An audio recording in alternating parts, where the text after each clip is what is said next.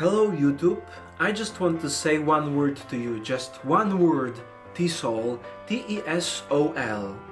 Now I'm pretty sure that many of you out there are already familiar with this term, but to those of you who do not know it, TESOL stands for Teaching English to Speakers of Other Languages or Teaching English as a Second Language. I feel entitled to say a few words about this topic because teaching English to speakers of other languages is what I do. This is my job, my main source of income.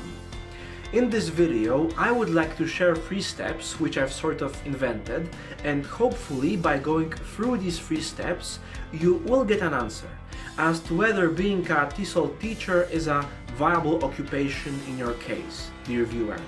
I believe that these steps or practical tips I'm about to start speaking of may be useful to those of you who aren't native English speakers and to those of you who are.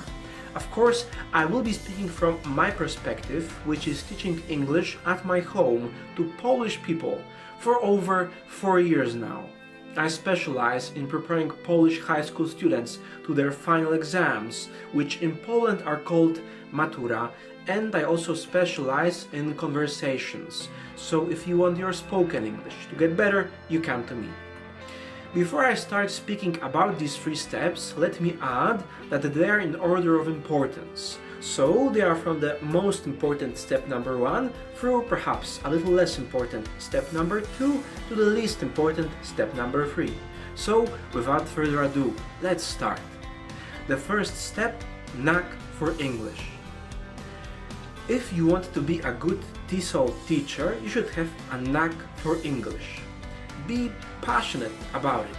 You should be interested in certain details, intricacies, nuances of the language more than anybody else around. Your passion might derive either from interest in books in English, films in English, computer games in English. It might come from direct contact with native English speakers if such is available to you. At any rate, as far as the story of a certain book or of a certain film goes, you should be able to go down deeper, stay there longer, and come out dirtier than anybody else around. You should be this person who asks themselves, what does this word mean? How about this sentence? I want to know, because not knowing it hinders my understanding of the story of a certain book or of a certain film. So this was the first step, Knack for English. Let's move on to the second one, which is soft skills. What are soft skills?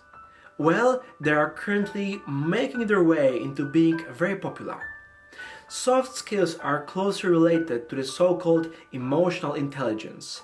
They are all about creativity, communication, motivation. Soft skills are about understanding the other person, their needs and expectations. Soft skills are about knowing and seeing where a certain person is on their road to becoming a well-versed English language user. Then it is up to us to act accordingly. Soft skills are about keeping wits about yourself, so knowing how to act in difficult, unexpected situations. So, for example, if a plan you have prepared for a certain lesson doesn't work out or is not enough, ideally you should have plans B and C ready. I think it is also important to note here that you should generally like people if you want to be a TESOL teacher. Of course, contacts with other human beings can be difficult, but you should remember that being a TESOL teacher requires that you work most of the time or even solely with people. So this was the second step, soft skills. Let's move on to the third one, which is heavy-duty equipment. By heavy-duty equipment, I understand, first of all, a good quality, efficient printer able to print out large quantities of good quality printouts. You should either have access to one or own one. I won't name specific brands, but purchasing a good quality, efficient printer and ink to it doesn't necessarily mean that you need to dish out a huge amount of money. If you are thinking about organizing your lessons, classes, meetings, whatever you call them, at your own place, like it is in my case, you should also think about a special setup of your room. For example, I have 2 comfortable armchairs for my guests because sometimes there are 2 people coming to the meetings. Obviously, you will need a table or a desk for them as well and a place to sit for yourself. And one more important thing. Till some time ago I did not use a whiteboard, but then I bought one and I must say it has changed the way I conduct my lessons significantly.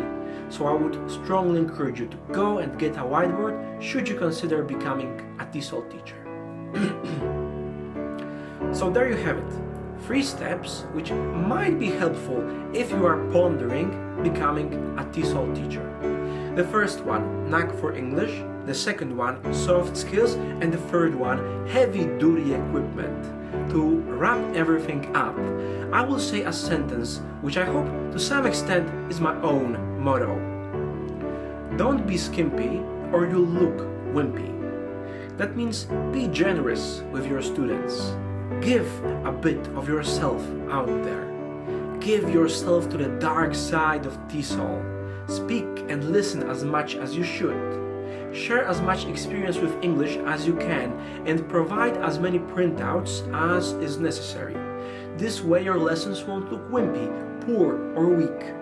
Let me now switch to Polish for a few seconds so that I can address my Polish viewers if there are any out there.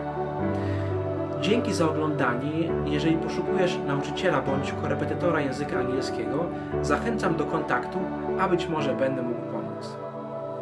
So I hope that this video has been informative.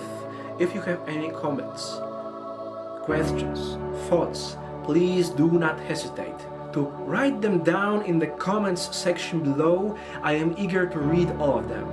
Thank you for watching and I hope that you become a frequent visitor to my channel. See ya.